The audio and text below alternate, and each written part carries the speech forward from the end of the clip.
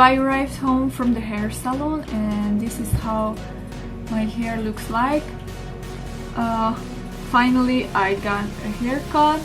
I think it's much better. I have a lot of hair and it was just cut straightly, so it looked terrible and it was really heavy, but now it's much lighter. I got layers, but not too much to make it too messy, just a little layer and a little bit shorter bang, and that's all. But it's more light and I hope I can handle it well. If you're interested, here is the address of the hair salon and the price of it, and the person who made my hair. He's a hairdresser. He's a really good hairdresser. I always choose him.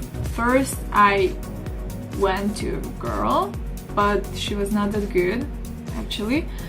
But accidentally once I got this guy, and from that time me and my husband also, we just choose him. He's the best. He's working really well. Yeah, so this is my hair now. Thank you for watching. Bye bye. I hope you enjoyed the video. If so, please give a thumbs up and subscribe to our new channel, JD Live.